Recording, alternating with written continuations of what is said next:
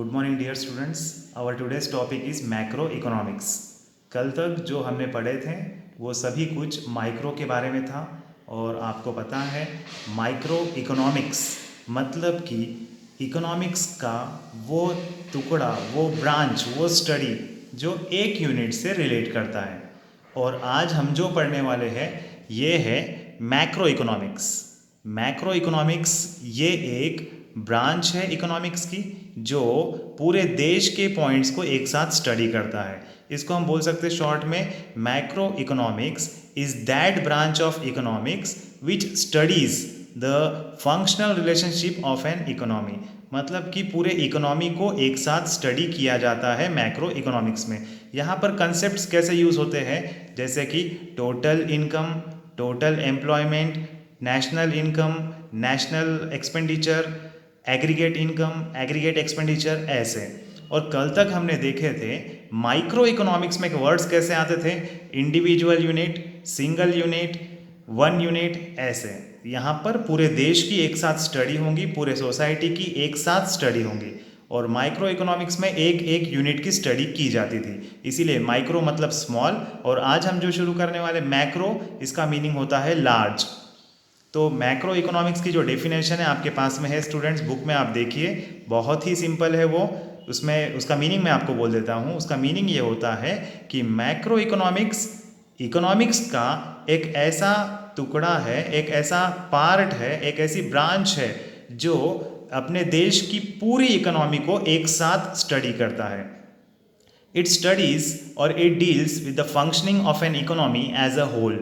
ऐसा आप देखिए डेफिनेशन में लिखा हुआ है। ओके, तो मैक्रो इकोनॉमिक्स क्या है? ये इकोनॉमिक्स का ही एक पार्ट है जो पूरे देश की एक साथ स्टडी करता। देखिए स्टूडेंट्स, अगर आपको खुद का फ़ायदा सोचना है, खुद के बारे में सोचना है, तो आप पढ़ोगे माइक्रो इकोनॉमिक्स, MICRO। लेकिन अगर आपको पूरे देश के बारे में पढ़ना है, अगर आप प्राइम मिनिस्टर हो, या आप चीफ मिनिस्टर हो, या आप कहीं के किंग हो, तो आपको अपने पूरे एरिया, अपनी सोसाइटी के बारे में सोचना होगा। तो फिर आपके लिए कौन सा इकोनॉमिक्स काम कर रहेगा? ये वाला, जो कि है मैक्रो इकोनॉमिक्स। अब हम इसका स्कोप देखेंगे आज, स्कोप ऑफ मैक्रो इकोनॉमिक्स। अब इसमें आप देख सकते हो बोर्ड पर, आपके पास टेक्स्ट बुक में भी है। There are 4 points under this. First one is theory of income and employment, second one theory of general price level and inflation, third one theory of growth and development, और last क्या है? Macro theory of distribution। तो अब हम एक एक करके ये पॉइंट्स को देखेंगे। फर्स्ट पॉइंट क्या है, देखिए students, theory of income and employment। तो आप लोग देख सकते हो बोर्ड पर कि इसके दो पार्ट हैं। दो पार्ट कौन से हैं? कंजम्पशन फंक्शन और इन्वेस्टमेंट फंक्शन। और फिर इन दोनों को मिलाकर क्या बोलते हैं? Business cycle. तो पहले तो मैं आपको बोल दूँ थियरी मतलब क्या। थियरी मतलब कि किसी भी चीज़ से रिलेटेड कोई बॉडी ऑफ नॉलेज, या फिर कोई अपने पास में कोई कंसेप्ट है, तो हम उसको बोल सकते हैं theory. Theory of income, income यानी कमाई, और एम्प्लॉयमेंट, एम्प्लॉयमेंट का मतलब होता है कि जॉब वगैरह, जो भी लोग जॉब करते हैं, किसी और के बिजनेस में काम करते हैं, तो उसको हम बोलते हैं कि वो एम्प्लॉयड है। ओके, तो देखिए आपको कुछ याद होगा, माइक्रो इकोनॉमिक्स को हमने प्राइस थ्योरी किया कहा था। क्यों? क्योंकि माइक्रो इकोनॉमिक्स में हर एक चीज़ प्राइस के ऊपर डिपेंड थी। क्योंकि माइक्रो इकोनॉमिक्स एक इंसान की स्टडी थी, और एक इंसान कुछ भी खरीदना या बेचना करना है तो वो प्राइस देखकर ही करता है। लेकिन मैक्रो इकोनॉमिक्स को क्या कहा जाता है? इनकम थ्योरी या फिर एम्प्लॉयमेंट थ्योरी। ऐसा क्यों? तो अब मैं आपको समझाता हूँ, आप थोड़ा सा ध्यान दीजिए कि अगर आपको अपने देश के सभी लोगों के बारे में सोचना है तो सबकी इनकम सोचना पड़ेगा। अब सबकी इनकम किस पे डिपेंड है? तो इनकम डिपेंड होती है एम्प्लॉयमेंट के ऊपर। एम्प्लॉयमेंट यानी कोई कहीं जॉब करता है, कोई कहीं पे बिजनेस करता है, ये सब। और इनकम एंड एम्प्लॉयमेंट किस पे डिपेंड होता है? प्रोडक्शन के ऊपर। फिर प्रोडक्शन किस पे डिपेंड होता है? डिमांड के ऊपर। तो ये सर्कल है पूरा। और फिर डिमांड किस पे डिपेंड होती है? इनकम के ऊपर। देखो स्टूडेंट्स, आप अगर आपकी कमाई ज़्यादा है, अगर आपकी इनकम ज़्यादा है, तो आप कितना खर्चा करोगे? ज़्यादा करोगे। तो इनकम ज़्यादा है तो लोग डिमांड भी ज़्यादा करते हैं, और डिमांड ज़्यादा करेंगे मार्केट में, तो फिर मार्केट में बिजनेसमैन लोगों को प्रोडक्शन कितना करना पड़ेगा? ज़्यादा। और अगर प्रोडक्शन ज़्यादा होगा तो फिर जॉब कितने क्रिएट होंगे? ज़्यादा। और फिर जॉब या एम्प्लॉयमेंट ज़्यादा रहेंगे तो फिर से लोगों की इनकम ज़्यादा। तो ये पूरा एक सर्कल है जो एक दूसरे के ऊपर डिपेंड होता है। अब यहाँ कंजम्पशन फंक्शन क्या है?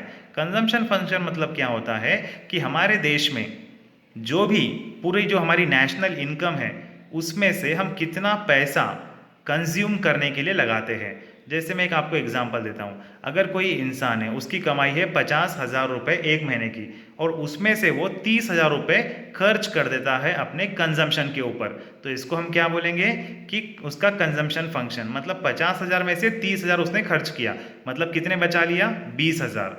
तो ये आपको आगे इस सब्जेक्ट में डिटेल में पढ़ने मिलेगा। और इसी से रिलेटेड होता है इन्वेस्टमेंट फंक्शन। सेम एग्जांपल लेंगे, कोई इंसान है जिसने 50,000 रुपये कमाई किया, 30,000 खर्च कर दिया, अब जो 20,000 बच गए वो कहीं पे इन्वेस्ट करेगा, तो उसको हम बोलेंगे इन्वेस्टमेंट फंक्शन। तो यहाँ पर एक इंसान की बात नहीं होगी, पूरे देश की बात होगी। अगर आप देखो नेशनल इनकम हमारे देश की और अमेरिका की, तो आपको मालूम पड़ेगा कि इंडिया की नेशनल इनकम अमेरिका के मुकाबले कम है। क्यों कम है? क्योंकि वहाँ पर बिजनेस ज़्यादा है, वहाँ पर प्रोडक्शन ज़्यादा है, तो फिर वहाँ पर इनकम भी ज़्यादा है, और इनकम ज़्यादा है तो वो लोग खर्चा भी ज़्यादा कर सकते हैं। हमारे देश में लोगों की इनकम कम है, तो हमारे देश में लोगों का खर्चा भी कम होता है। ओके, अब आप सोच रहे हो कि बिजनेस साइकिल क्या है? तो बिजनेस साइकिल मतलब ये है एक कंसेप्ट जो रिलेटेड है तेज़ी और मंदी से। आपको देखिए स्टूडेंट्स, पता होगा कि मार्केट में कभी तेज़ी आती है, मतलब कि बहुत डिमांड रहती, और फिर उसके बाद एक टाइम पीरियड के बाद मंदी आ जाती, मतलब कि मार्केट में कस्टमर्स नहीं रहते। तो फिर ये जो साइकिल होती है, तेज़ी के बाद मंदी, मंदी के बाद तेज़ी, तो इसको बोलते हैं बिजनेस साइकिल। तो यहाँ पर मैंने आपको अभी शॉर्ट में बोला बिजनेस साइकिल के बारे में, बट मैक्रो इकोनॉमिक्स में हमको ये पूरा डिटेल में पढ़ना है आगे जाकर। ठीक है स्टूडेंट्स, तो स्कोप में फर्स्ट पॉइंट क्या था? Theory of income and employment, मतलब हमारे देश की टोटल इनकम कितनी है, एम्प्लॉयमेंट कितना है, इसकी स्टडी होती है यहाँ पर। Now second point, theory of general price level and inflation. अब ये जनरल प्राइस लेवल का मतलब होता है कि मार्केट में जनरली सभी चीज़ों की कीमत कितनी है, और इन्फ्लेशन का मतलब होता है महंगाई। इसी से रिलेटेड एक और टर्म है डिफ्लेशन, मतलब कि कीमतें कम होना। इन्फ्लेशन का मतलब है कीमत बढ़ना, और डिफ्लेशन का मतलब है कीमत कम होना। तो अब देखिए आप यहाँ पर theory of general price level and inflation में आपको क्या सीखने मिलेगा कि कभी भी कोई भी चीज़ की इनकम, इंसान की इनकम अगर ज़्यादा होगी तो वो ज़्यादा खर्चा करेगा, खर्चा ज़्यादा करेगा तो मार्केट में डिमांड बढ़ जाएगी, डिमांड बढ़ जाएगी तो फिर जो दुकानदार है, जो सेलर है, वो कीमत और बढ़ा देंगे, तो इससे क्या होगा? इन्फ्लेशन हो जाएगा। तो ये इन्फ्लेशन क्या है, डिफ्लेशन क्या है, और ये कीमत मार्केट में कभी कम होती है, कभी ज़्यादा होती है, ऐसा क्यों होता है, इसके पीछे कारण क्या है, ये सब आपको मैक्रो इकोनॉमिक्स में पढ़ने के लिए मिलेगा। तो ये पॉइंट क्या था? Theory of general price level and inflation. अब मैं एक एग्जांपल देता हूँ आपको, जैसे कि पेट्रोल या डीजल, इसकी कीमत हमेशा सेम रहती है क्या? ये बोलिए आप। नहीं रहती। या फिर आप कभी कुछ फ्रूट्स या सब्जी खरीदने के लिए जाइए, तो फ्रूट्स और वेजिटेबल्स की कीमत हमेशा सेम रहती है क्या? बोलिए। कभी कीमत बढ़ती है, कभी कीमत कम होती है। तो ये क्या है, क्यों है, ये सब अपने को पढ़ने मिलेगा मैक्रो इकोनॉमिक्स में। ठीक है, तो अपना आप third point, theory of growth and development. अब ग्रोथ यानी क्या? बढ़ना, और डेवलपमेंट का मतलब क्या होता है कि क्वालिटी में बढ़ना। ग्रोथ मतलब क्वांटिटी में बढ़ना। तो किसी भी देश को क्या चाहिए?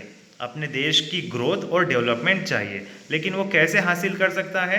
तो माइक्रो इकोनॉमिक्स को अच्छे से पढ़ने के बाद, उसका अच्छे से यूज़ करने के बाद किसी भी देश का ग्रोथ एंड डेवलपमेंट हो सकता है। अब आप देखिए स्टूडेंट्स, इस दुनिया में बहुत सारे देश हैं, सभी देश इक्वली डेवलप्ड है क्या? ये बोलिए। कोई देश डेवलप्ड है, कोई डेवलपिंग है, और कोई अंडर डेवलप्ड है। तो ये क्यों? क्योंकि उनकी जो इकोनॉमिक्स है, उन्होंने जो मैक्रो इकोनॉमिक्स जो इम्प्लीमेंट किया है उसमें कुछ फ़र्क है, इसीलिए डेवलपमेंट के लेवल में भी फ़र्क है। तो ये ग्रोथ एंड डेवलपमेंट क्या है, और अपने देश का ग्रोथ एंड डेवलपमेंट कैसे कर सकते हैं, इसके बारे में आपको मैक्रो इकोनॉमिक्स में पढ़ने को मिलेगा। अब आज का अपना last point, macro theory of distribution. Macro का मतलब आपको मालूम है लार्ज लेवल पर, पूरे देश, और थ्योरी का मतलब है कंसेप्ट। और ये किस चीज़ की बात हो रही है? Distribution. Distribution of what? Distribution of national income. Distribution का मतलब होता है बंटवारा, बांट कर देना। और क्या बांट कर देना है? तो नेशनल इनकम। अब आप देखिए अपने देश में अलग अलग लोग अलग अलग काम करते। कोई बिजनेस करता है तो उसको प्रॉफिट मिलता, कोई जॉब करता है तो उसको सैलरी मिलती, कोई पैसा किसी को उधार देता है तो उसको इंटरेस्ट मिलता, कोई अपनी ज़मीन किसी और को यूज़ करने के लिए देता है तो उसको रेंट मिलता है। तो नेशनल इनकम का डिस्ट्रीब्यूशन कैसे होता है वो अपने को इस पॉइंट में पढ़ने के लिए मिलेगा, और ये पॉइंट है मैक्रो थ्योरी ऑफ डिस्ट्रीब्यूशन। ठीक है स्टूडेंट्स, तो आज हम यहाँ पे रुक जाएंगे। आप एक बार स्टडी कीजिए, फिर कोई डाउट है तो पूछिए। Thank you.